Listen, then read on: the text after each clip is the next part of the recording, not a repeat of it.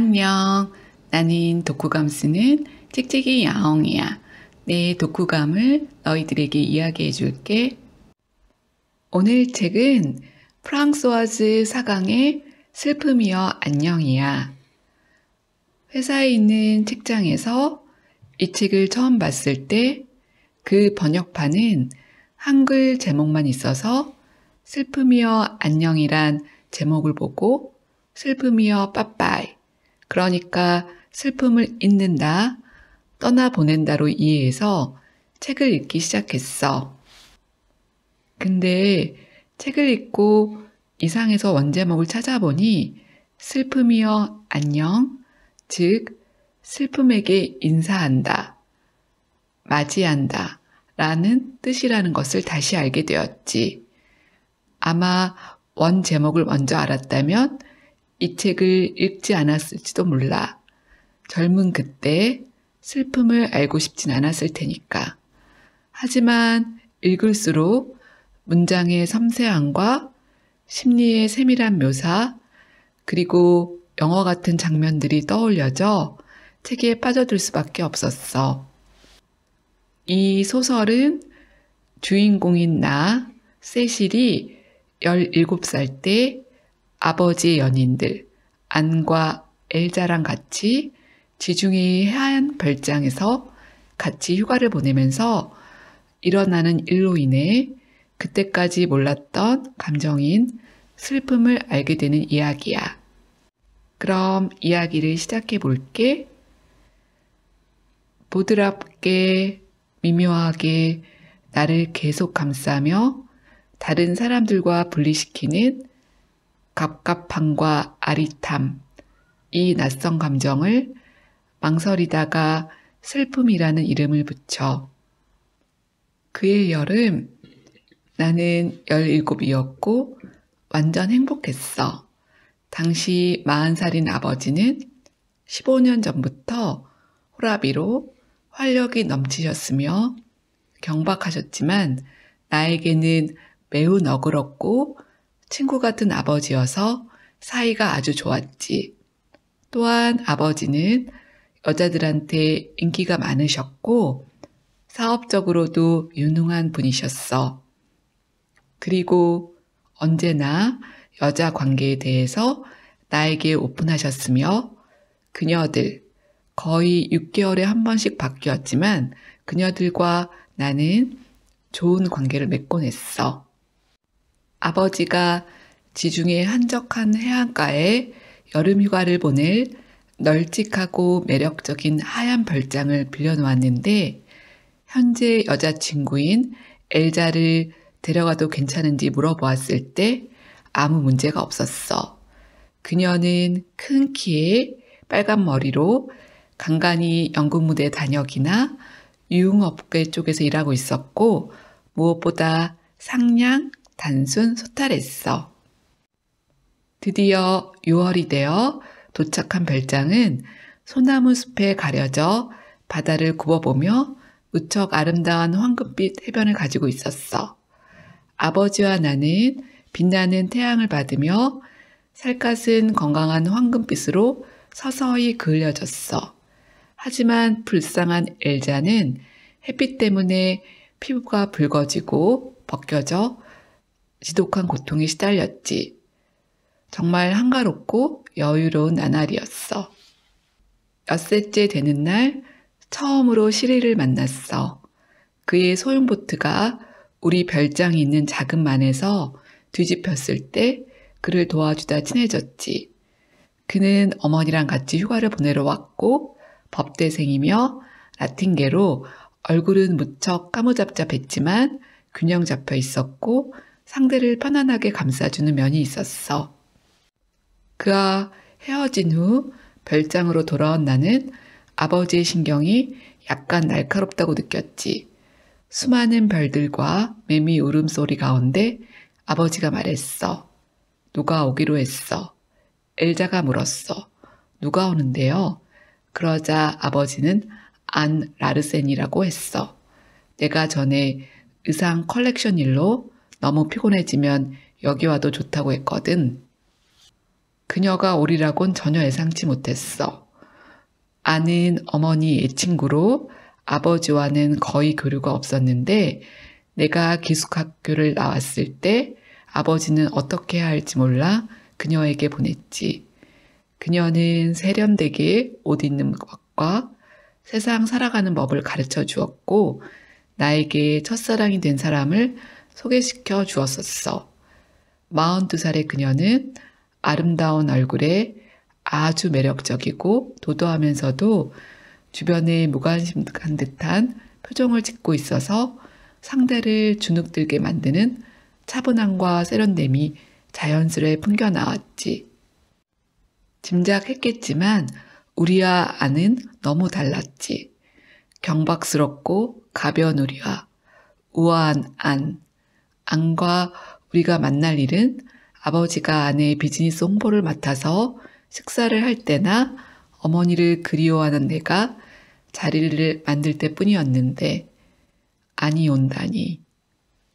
엘자는 안이 사교계에서 어느 정도 영향력이 있는지에 대해 폭풍 질문하고 위층으로 올라갔고 나는 아버지에게 왜 안을 오라고 했는지, 안은 또 왜 초대에 응했는지, 그리고 안과 엘자가 만나면 어떨지에 대해 아버지와 대화를 나누었지. 아버지는 내가 없었으면 어떡할 뻔했냐며 무슨 문제가 생기면 둘이 도망가자고 했어. 그리고 안이 왔지. 그녀는 아버지가 엘자랑 같이 있는 것에 대해 충격을 받았던 것 같지만 곧 침착해졌고 나는 안이 아버지를 사랑하는 것이 가능한가 생각해 보았지. 그러다 환히 웃으며 안을 맞는 매력적인 아버지를 보고 가능하다고 생각했어. 그리고 우리 넷의 불안한 동거가 시작되었지. 안은 언제나 우아하고 완벽한 모습이었고 흐트러짐이 없었으며 나에게 좋은 충고를 해주었어. 반면에 엘자는 햇볕에 빨갛게 된 형편없는 모습으로 다녔고 나는 엘자에게 하마터면 조심하라고 충고할 뻔했지. 한편 아까 말한 이제 남친이 된 시릴과의 관계는 깊어졌어. 그는 믿음직했으며 나를 무척 사랑했고 나는 그와 나눈 키스가 좋았어. 그러나 안은 나에게 공부를 해서 가을에 있는 대학 시험에 합격해야 한다고 했지. 나와 아버지는 대학에 가는 것이 꼭 필요할까라고 반문했지만 그녀는 그래야 한다고 했어. 참 가장 놀라웠던 것은 엘자의 수많은 어리석은 말과 행동에도 안이 언제나 친절했다는 것이었어. 단 한 번도 비웃는 짧은 논평조차 하지 않았지. 아버지는 이에 대해 고마워했어. 아버지는 안을 무척 존중하며 나에게 죽은 어머니 대신 돌봐줄 대모로 대한다고 했지만 또 다른 면에서는 안을 갈망하는 것 같았어. 안은 우아한 침묵을 지키며 아버지를 도발하고 있었고 엘자는 아무것도 모르고 있었지. 그러던 어느 날 엘자도 드디어 눈치를 채고 안과 내 앞에서 일부러 아버지에게 낮잠을 자자고 하며 방으로 들어가고 아버지도 따라 들어가지. 아내의 기분을 살피던 나는 아버지와 엘자에 대해 말실수를 하게 되고 아내에게 미안하다고 사과하자 아니 나에게 넌 사랑을 너무 단순한 것으로 생각해. 사랑은 하나하나 동떨어진 감각의 연속이 아니라 지속적인 애정, 다정함, 그리움이 있지 라고 했어. 그리고 읽고 어느 날 파국이 왔어. 그날 아버지는 모두 함께 칸에 가서 저녁 나절을 보내고 춤추고 즐기자고 했지. 고요하고 따분한 생활이 지겨웠던 엘자는 너무 기뻐했고 안은 내 생각과는 다르게 반대하지 않았어. 모두들 한껏 드레스를 갖춰 입고 나왔는데 안이 너무도 아름다웠어. 새벽에 밝은 회색빛 바다를 연상케 하는 드레스가 그녀를 얼마나 돋보이게 했는지. 거기에 비해 엘자는 겨우 끌어모은 젊음으로 그동안 햇볕에 상한 머리와 몸을 추스리고 있었지.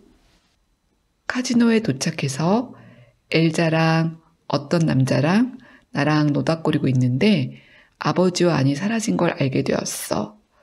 엘자가 아버지를 찾으려 했지만 실패했고 내가 혹시 하며 우리가 타고 온 차에 가보았을 때 아버지와 안이 함께 있는 것을 알게 되었지.